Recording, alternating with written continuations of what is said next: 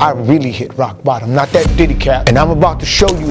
Here go 4.5 challenges that my life in a month. The first of 4.5 challenges that really changed my life is the sunrise to sunset boredom challenge. Me and my ex were so addicted to the stimulation and drama that our relationship status on Facebook said toxic. We was desperate for any stimulation, social media, emotional eating, vaping, drinking, makeup, sex. If it had a pulse or a Wi-Fi signal, it was gonna get it eventually. So I challenged myself to let go of all these different stimulations for a full day. So early one morning, right as the sun was rising, I drove myself to a remote location. I locked my phone, my weed, my cigarettes, my sodas, my snacks, and fat lotion in my trunk. I couldn't listen to no radio, no podcast. I couldn't watch no videos, couldn't get on my phone, didn't bring no family members, friends, or associates. I just had to sit here alone. Keep in mind, up until this moment, I thought self-care was keeping myself out of prison. But when I sat still, all alone for a few hours with nothing to do, I got to twitching, sitting still, undistracted. My mind started talking to my brain. It was like a black family reunion, but everybody showed up sober and on time. Shit got very real, very quick. Now, most of us understand that the brain is an organ and your mind is your consciousness. Our brain is usually having the inner body experience, but our mind is the out of body experience. Sitting still, bored as fuck, gave my mind the opportunity to fill in my brain on all the shit I'd overlooked throughout the years. Who I needed to let go of, who I needed to get closer to, what I really needed to be doing with my life, and which messes I needed to clean up. For instance,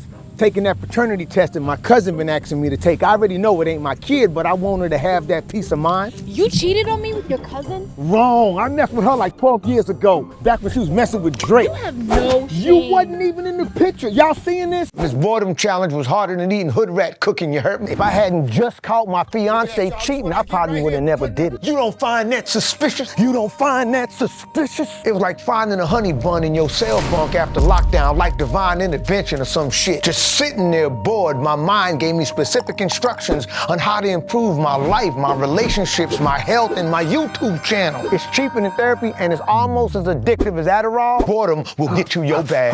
Pause. The second of 4.5 challenges that changed my life is the no sugar challenge. Part of the reason I was out of shape is because I was always feeling tired and sluggish. Sugar was giving me brain fog, zapping my energy, and killing my sexual stamina. That's really why she cheated on me. I wasn't blowing her back out like I used to. On God, sugar wrecked more marriages than Zuckerberg, you heard me? I'm telling you, when we eat too much sugar, our cells become unresponsive to avoid being poisoned by the insulin spike and our digestive system shut down. That explains your constipation right there. Oh my God.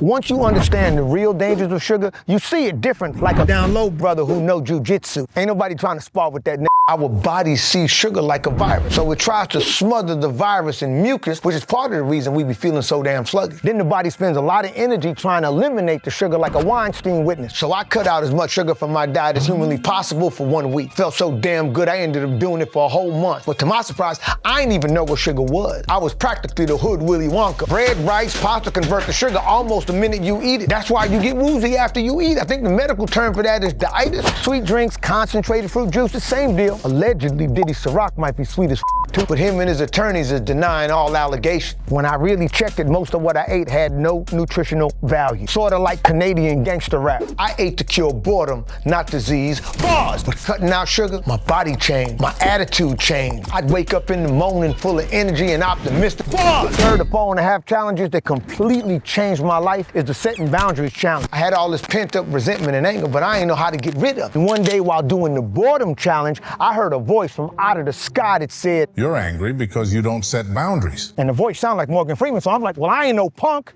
If that's what you're saying, whoever the you is. And the voice replied, "Son, boundaries are rules we set to protect our time, personal space, and feelings. You see, givers need to set boundaries because takers rarely do." I immediately realized that some of my resentment came from bending over backwards for my fiancée when she would barely do shit for me. Another reason is she would gaslight me whenever I'd ask her if she was cheating or where she was spending all our money. It's like my bank account was more joint than the relationship was. That too pissed me off. And the reason I let that shit go on for so long is because I was raised like a second-class citizen. My parents and relatives trampled all all over my feelings, emotionally and physically. In my family, the children was the slaves, the parents was the slave masters, and the older cousins was the Diddies and Drakes. So I sat down and made a list of the things I wasn't cool with no more, either because it felt demeaning, disrespectful, or inconsiderate. I even wrote out how each of them made me feel. This way, anybody crossed one of my boundaries, I was able to explain to them why it wasn't cool in real simple terms. Setting boundaries gained me back a lot of time because I was running around trying to be everything for everybody. Suddenly, I had time for hobbies. One of my favorites is not giving a f.